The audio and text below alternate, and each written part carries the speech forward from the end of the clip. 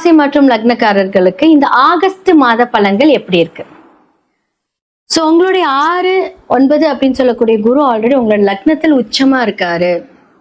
6க்குரிய உச்சமா இருக்கலாமா, அவர் மறைந்திருந்தாலும் மறைவு ஸ்தானமாக இருந்தாலும் அவர் லக்னத்துல உச்சமா இருக்கும்போது தலைவலி அப்படின்னு சொல்லக்கூடிய விஷயங்கள், தலை பாரம், அதெல்லாம் கொஞ்சம் ஜாக்கிரதையா பாத்துக்கோங்க. அப்புறம் வயிறு சம்பந்தப்பட்ட விஷயங்கள் எல்லாமே கொஞ்சம் ஜாக்கிரதையா பாத்துக்கோங்க. சோ 9 அப்படின்னு சொல்லக்கூடிய விஷயங்கள் தந்தை, அதிர்ஷ்டம், கோவில் பயணங்கள், நிறைய ஆன்மீக பயணங்கள் சூப்பரா இருப்பீங்க. ஆனா அதுக்கு முன்னாடி சிறியதா இந்த உடல் சோர்வு, மனச்சோர்வு இதெல்லாமே சந்திக்கக்கூடிய ஒரு நிலைமையில இந்த கடக ராசி மற்றும் லக்னக்காரர்கள் பாதிக்கப்படுவீங்க. ஆனா கோவிலுக்கு போகும்போது கண்டிப்பா அது எல்லாமே உங்களுக்கு ஒரு அதிர்ஷ்டமா மாறும். தடை தாமதத்தை கொடுத்தாலும் அதிர்ஷ்டமா மாறும். சோ குரு வீட்டில் சனி வக்ரமாக இருக்கிறார்.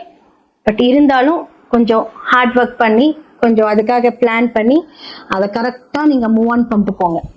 இது ஒரு விஷயம். அடுத்தது புதன். சோ கடகத்திற்கு புதன் பாத்தீங்கன்னா 3, 12. சோ இவங்க அழகா லக்னத்துல உட்காந்துட்டார். அப்போ தேவையில்லாத ஒரு சகவாசம்னு வச்சுக்கோங்களேன். பெண்கள்னா பெண்களுக்கே பெண்கள் எதிரியா இருக்கலாம், அழகா வருவாங்க பேசுவாங்க, அவங்களே எதிரியாக வாய்ப்புகள் இருக்கு. அப்போ ஜாக்கிரதையா இருக்கணும். ஏன்னா அந்த இடத்துல யார் நீசமாகறாங்க? சுக்கிரன் நீசமாகிறார். சோ 4 அப்படின்னு சொல்லக்கூடியவங்க, சோ 11 அப்படின்னு சொல்லக்கூடிய சுக்கிரன் 3ஆம் இடத்தில் நீசமாகிறார். பொதுவா 3ஆம் இடம் அப்படிங்கிறது உங்களுடைய ஃப்ரெண்ட்ஸ். அப்ப அந்த இடத்துல சுக்கிரன் நீசமாகும் போது பெண்கள் தேவையில்லாத ஒரு நட்பு இதெல்லாம் இந்த காலகட்டத்துல வரும். சோ நீங்க கொஞ்சம் ஜாக்கிரதையா இருந்துக்கோங்க. யாரோட நட்பையும் இந்த காலகட்டத்தில் ஏற்க வேண்டாம். இப்ப நான் பிசினஸ் பண்றேன், கண்டிப்பா இப்ப நீங்க டெய்லரிங் வச்சிருக்கீங்க, பியூட்டி சலூன்ஸ் வச்சிருக்கீங்க, பெண்கள் தொடர்பான ஒரு பிசினஸ் பண்றீங்கன்னா எப்படி அவங்க கூட பேசாம இருக்கிறது அப்படின்னு கேட்பீங்க. இது ஒரு நல்ல ஒரு விஷயங்கள். என்னன்னா என்ன, ஏதுனா என்ன அப்படிங்கிற ஒரு விஷயத்துல நீங்க அதை கடந்து போங்க. ரொம்ப க்ளோஸா மூவ் பண்ண வேண்டாம். சரி, இவங்க ரொம்ப நல்லவங்களா இருக்காங்க, நம்ம கிட்ட பேசுறாங்க, நமக்காக எல்லாம் செய்வாங்கன்னு நினைச்சு பழகும் போது அவங்களே உங்களுக்கு எதிரியாகக்கூடிய வாய்ப்புகள் இந்த இடத்துல இருக்கு.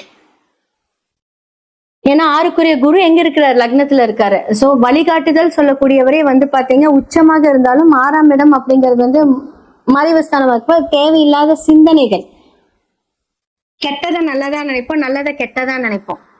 அதுதான் ஒரு எக்ஸாம்பிளா நான் சொன்னேன். பட் இந்த காலகட்டத்துல நீங்க கொஞ்சம் ஜாக்கிரதையா இருங்க. சூரியன் அப்படிங்கிறவர் பாத்தீங்க அப்படின்னா ஸோ ஆஃப்டர் 17 மேல உங்களுக்கு கேதுவோட இணைகிறார். அப்ப சூரியன் கேது, அப்ப வார்த்தைகளில் கவனம் தேவை. ஸ்ட்ராங்கா பேசுவீங்க. அந்த ஸ்ட்ராங்கா பேசுறது என்ன ஆகும் அப்படின்னா மத்தவங்களுக்கு ஹர்ட் ஆகும். அப்ப கேது 2ல கேது இருக்கிறவங்க கூட சொல்லுவாங்க இல்லைங்களா, இவங்க கிட்ட எல்லாம் திருமணம் 2ல கேது இருந்தா திருமணம் செய்யும் போதே ராகு கேதுக்கள் இருந்தாலே பயப்படுவாங்க.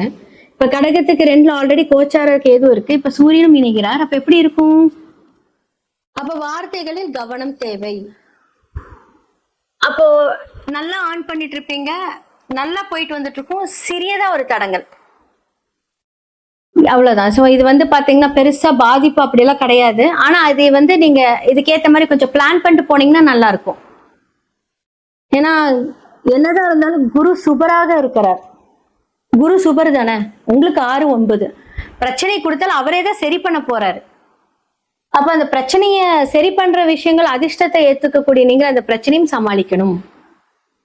ஆனா அந்த பிரச்சனை சிறியதாக இருந்தால் ஓகே, அதுவே பெருசா இருந்தா அப்ப முன்ஜாக்கிரதையா இருங்க அப்படின்னு சொல்றேன்.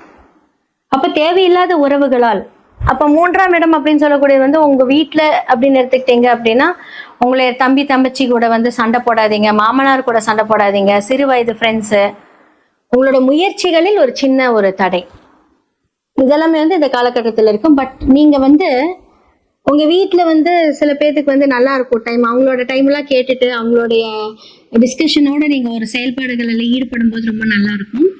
ஸோ இந்த மாதத்துல நான் பிசினஸ் பிளான் பண்ணலாமா அப்படின்னு கேட்டா, ஏன்னா உங்களோட முயற்சியில சுக்கிரன் இந்த மாசத்துல மட்டும்தான் இருக்கு, அப்புறம் மாறிடுவார் இல்லையா. அப்போ இந்த மாதத்துல நீங்க என்னென்ன அப்படிங்கறது ஒரு 10 வகையான பிளான் போடுங்க. இப்படி வந்தா இந்த விஷயம் நடக்கும், ஓகே இந்த விஷயம் நடந்தா நம்ம எப்படி இதை ரெக்டிஃபை பண்ணிக்கலாம் அப்படிங்கிறது 10 வகையான ஐடியாஸ். ஏன்னா புதனும் எங்க இருக்கிறார்? புதன் புத்திகாரகனும் எங்க இருக்கிறார்? லக்னத்தில் இருக்கிறார்.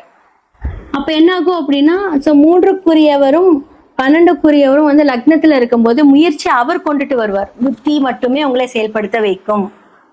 அதற்கப்புறமா வந்து அந்த செயல்பாடுகள் இயங்கும். ஸோ கரெக்டா பிளான் பண்ணுங்க. ஸோ பெண்களாக இருக்கிறீங்க, திருமணம்க்குரிய காரியங்கள், ஏன்னா குரு அந்த இடத்துல இருக்கிறாரு அப்படிங்கும் போது என்ன அப்படின்னா, நீங்க முடிஞ்சா வந்து பாத்தீங்க அப்படின்னா நோயாளிகளுக்கு உதவி பண்ணுங்க. 6ஆம் இடம் அப்படின்னு சொல்லக்கூடிய பிரச்சனைகள் இருந்து விடுபடுவீங்க. ஸோ இந்த மாதிரியான நிறைய தான தர்மங்கள் உங்களோட சுய ஜாதகத்தை பாருங்க. ஏன்னா பொதுவா என்னால வந்து பண்ணுங்க அப்படின்னு சொல்ல முடியாது, சொல்லலாம் இந்த மாதிரி கோயிலுக்கு போங்கன்னு. ஆனா உங்களோட சுய ஜாதகத்தில் யார் முடிவு பண்ணுவாங்க அப்படின்னா இந்த தசாநாயகன் மட்டுமே முடிவு பண்ணுவாங்க. ஸோ உங்களுக்கு என்ன மாதிரியான தசா நடக்குது, அது வந்து யோகியா அவயோகியா, ஸோ யோகி எங்க இருக்காரு, அது யோக தசையா இருந்தாலும் நல்லா இருக்குமா, அவயோக தசமாக இருந்தாலும் நல்லா, அவயோகி தசை நடத்தினாலும் அது வந்து சில பேர்த்துக்கு வந்து யோகத்தை தரும். சுயஜாதகம் பார்க்கணும், அப்படி பார்க்கும்போது நல்லா இருக்கும். அதே மாதிரி வந்து இப்போ வக்கரமான ஸ்டேஜ்ல இருக்காரு சனி பகவான் 8க்குரியவர். அப்ப வந்து என்னன்னா இப்போ கொஞ்சம் பிரச்சனை இருக்காது, ஆனா வார்த்தைகள் இப்ப பேசுறது பின்னாடி பிரச்சனை வரும், அதை தான் நான் சொல்றேன். ஸோ இந்த மாதிரி வார்த்தைகளில் கவனம் தேவை. ஸோ இந்த மாதிரி ஒரு இப்ப நீங்க அரசியல்ல இருக்கீங்க இல்ல வந்து பொதுப்பணித்துறையில இருக்கீங்க அப்படின்னா வாக்குகள் கரெக்டா இருக்கணும். இப்ப எல்லாமே கேட்டு வச்சுப்பாங்க, ஏன்னா இப்ப யாரும் உங்ககிட்ட பிரச்சனை பண்ண மாட்டாங்க. ஓகே இவங்க என்ன சொல்றாங்க, இவங்க என்னெல்லாம் பேசுறாங்க அப்படின்னு நம்ம இதுவே வெயிட் பண்ணுவோம் அப்படின்னு வந்து சொல்லி அப்படி பதுங்கிட்டு இருப்பாங்க. சனி வக்ர நிவர்த்தி ஆகும்போது இது எல்லாமே அப்படியே உங்களுக்கு பேக் ரிவர்ஸ் ஆகும். அதுக்குதான் சொல்றேன். ஸோ வார்த்தைகளில் நீங்க சொல்லக்கூடிய கருத்துக்கள் எல்லாமே கவனம் தேவை. மற்றபடி நீங்க புதுசா வந்து வெளிநாடு பயணம் எல்லாம் நீங்க டிராவல் பண்றீங்க அப்படின்னா அதற்கான முயற்சிகள் இப்ப நல்லா இருக்கும். ஆனா வந்து அதை பிளான் பண்ணிக்கோங்க, இல்லாட்டி நம்ம ஏன்டா வந்தோம் அப்படிங்கிற மாதிரி ஒரு நிலைமையை கொண்டுட்டு போயிடும். ஸோ இதெல்லாமே கொஞ்சம் ஜாக்கிரதையா ஹேண்டில் பண்ணிட்டு இதை நீங்க டிராவல் பண்ணீங்க அப்படின்னா ரொம்ப நல்லா இருக்கும்.